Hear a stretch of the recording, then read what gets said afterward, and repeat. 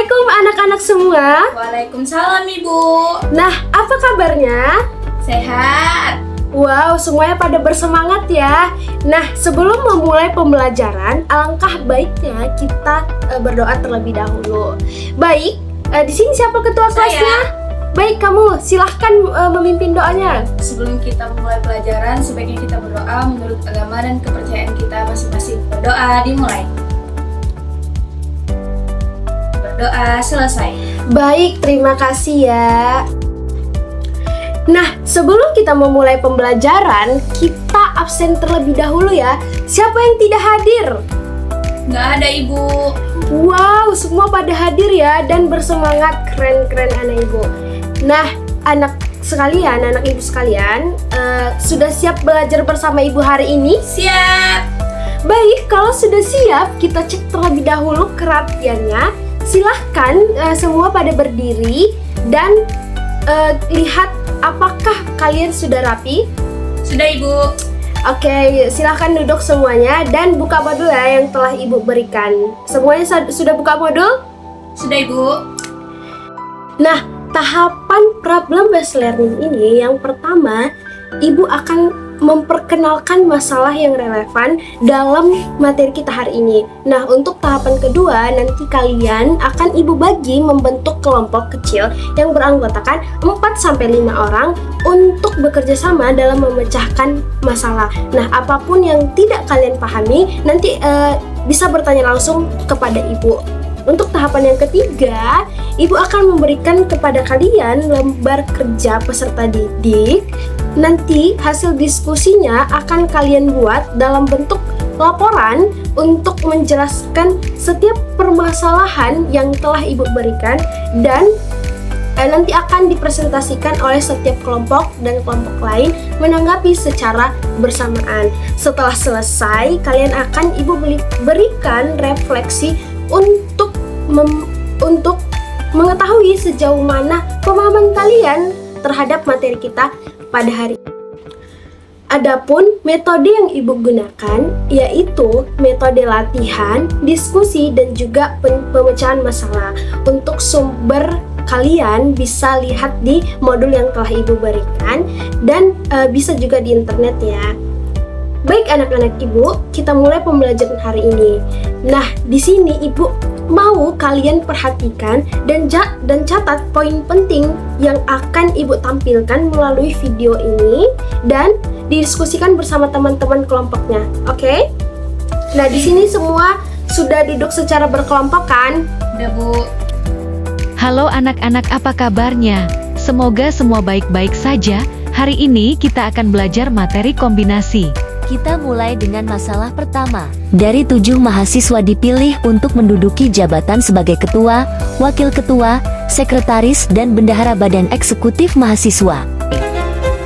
Pertama, ada berapa cara pemilihan yang dapat dibentuk? Hitunglah semua kemungkinan posisi. Diskusikan. Jika salah satu calon tidak dapat ikut, bagaimana cara menghitung kemungkinan yang baru? Mengapa urutan pemilihan penting dalam masalah ini? Mari kita pikirkan bersama. Sekarang, beralih ke masalah berikutnya. Seorang siswa harus menjawab 5 dari 8 pertanyaan. Dengan berapa cara ia dapat memilih 5 pertanyaan tersebut? Hitunglah dan diskusikan. Jika nomor 1 dan 2 wajib dipilih, bagaimana cara menghitung jumlah kemungkinan yang baru? Diskusikan, mengapa urutan pemilihan tidak penting dalam masalah ini? Apa pendapat kalian? Bagus sekali. Kalian telah belajar banyak hari ini. Saya bangga pada kalian. Ingat, setiap pilihan yang kita buat, ada cara dan alasan di belakangnya.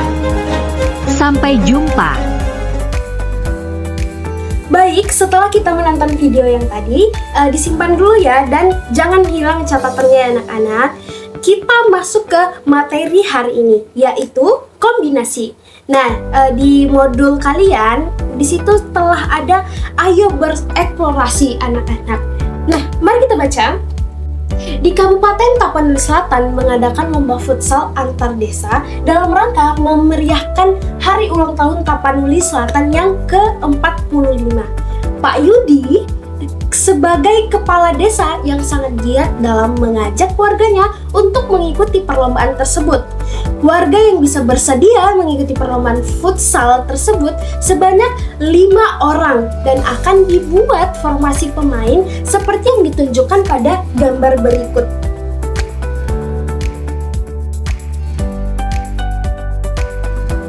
Nah, Pak Yudi sekaligus sebagai manajer tim akan menemukan 2 orang sebagai flank dalam melakukan serangan terhadap lawan. Jika warga yang mengikuti futsal adalah Pak Doni, Pak Rian, Pak Ali, Pak Agus, dan Pak Dian, berapa banyak sih cara yang dapat digunakan Pak Yudi dalam memilih 2 orang sebagai flank tersebut? Berdasarkan kasus di atas, susunan flank yang mungkin adalah sebagai berikut. Yang pertama, Doni dengan Rian. Yang kedua, Rian dengan Ali. Yang ketiga, Ali dengan Agus. Yang keempat, Agus dengan Dian. Yang kelima, Agus dengan Ali, dan seterusnya. Nah, pada susunan di atas diketahui terdapat beberapa pasangan yang akan bertindak sebagai flank. Coba perhatikan Ali dengan Agus dan Agus dengan Ali. Meskipun tertulis pada pasangan yang berbeda, sesungguhnya pasangan tersebut berisi 2 orang yang sama dalam penunjukan sebagai flank. Sehingga kasus seperti di atas disebut sebagai kombinasi. Oke, baik, kita akan masuk ke definisi kombinasi. Kombinasi adalah susunan dari suatu objek tertentu yang tidak memperhatikan urutan. Misalnya, kombinasi dari kata kita akan sama dengan kombinasi dari kata tika karena memiliki huruf-huruf penyusunan yang sama, yaitu huruf K, huruf I, huruf T, dan huruf A. Secara formal dituliskan bahwa kombinasi K objek dari N objek yang diketahui merupakan susunan K objek dari N objek yang diketahui dengan K harus lebih kecil sama dengan N. Nah, perhatikan ilustrasi kemungkinan susunan 2 pemain flank pada pemain futsal dari 5 orang pemain yang ada. Mengingat konsep permutasi kita sebelumnya, permutasi 2 objek dari 5 objek yang diketahui dituliskan dengan P5 dari 2. Banyaknya susunan yang sama dari setiap pasangan 2 objek adalah 2 faktorial. Nah, pada kasus tadi, misalkan susunan pasangan Ali dengan Agus sebenarnya orangnya sama dengan pasangan Agus dengan Ali, sehingga banyak kombinasi 2 objek dari 5 objek yang dinotasikan adalah C5 dikombinasikan 2 adalah sebagai berikut. Nah, kita akan membahasnya ya anak-anak sekalian.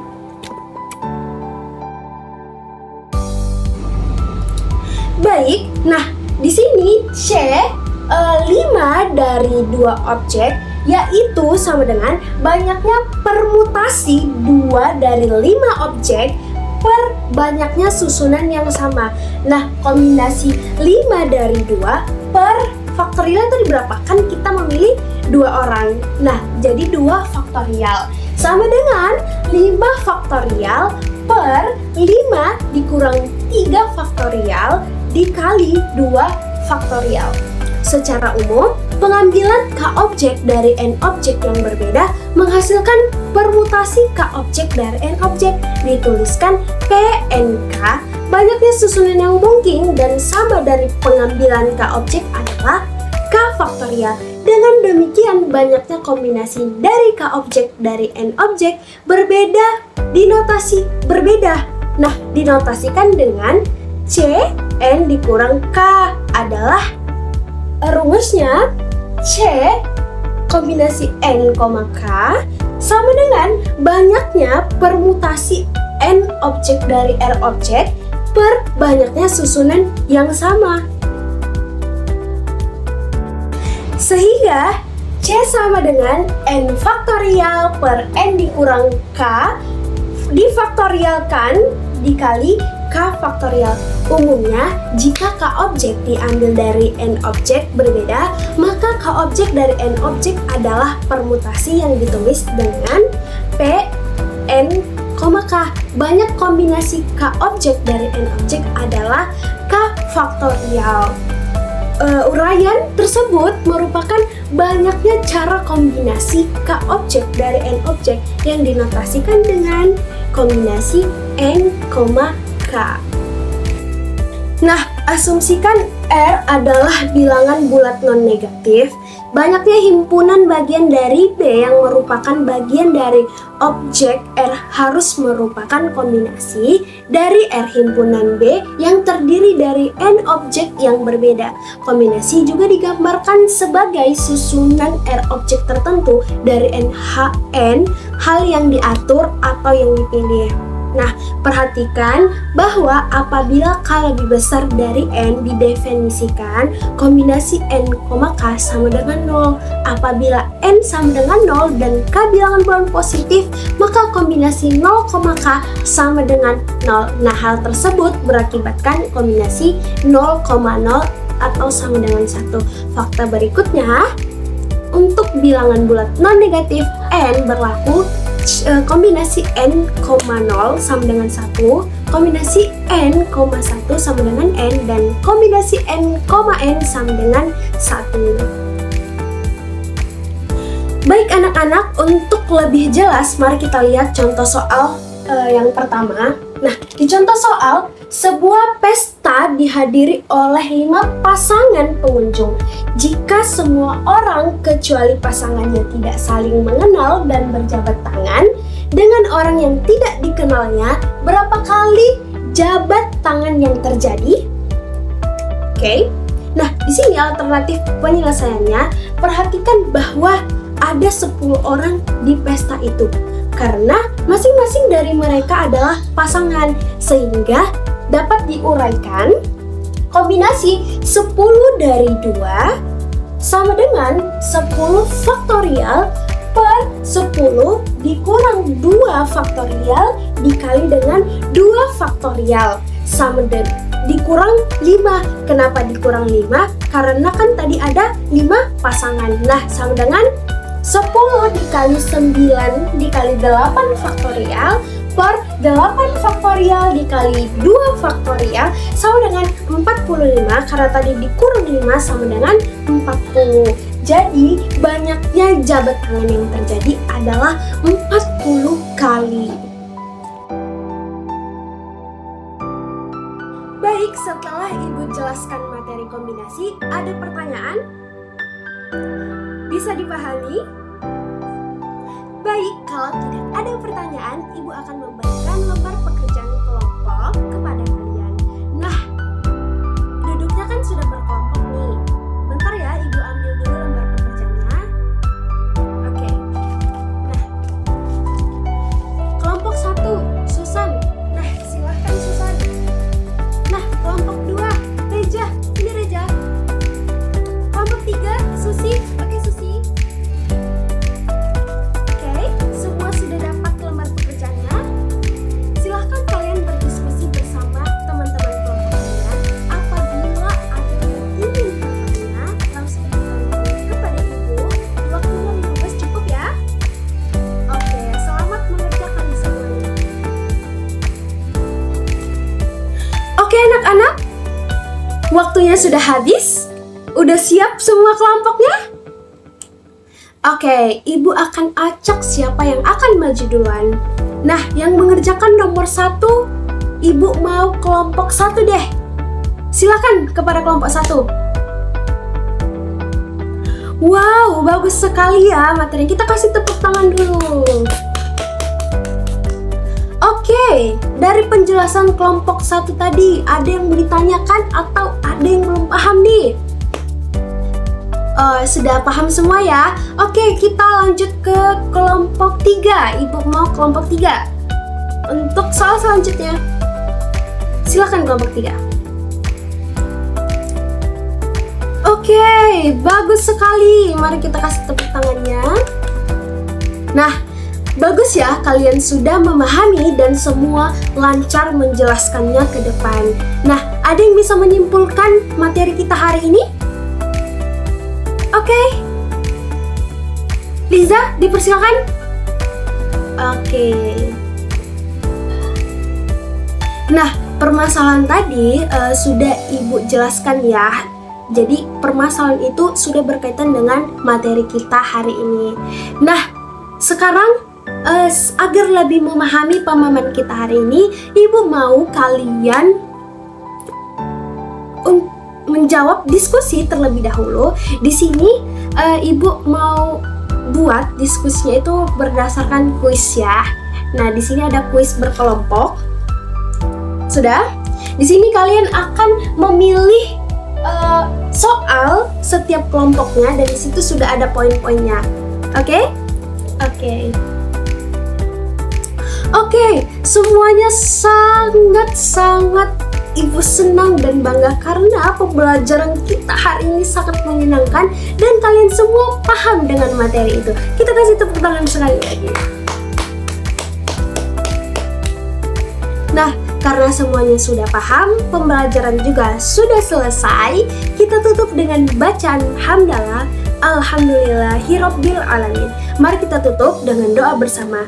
Adit dipersilahkan untuk memimpin doanya. Oke, doa selesai. Terima kasih anak-anak Ibu sekalian. Ibu akhiri dengan wassalamualaikum warahmatullahi wabarakatuh.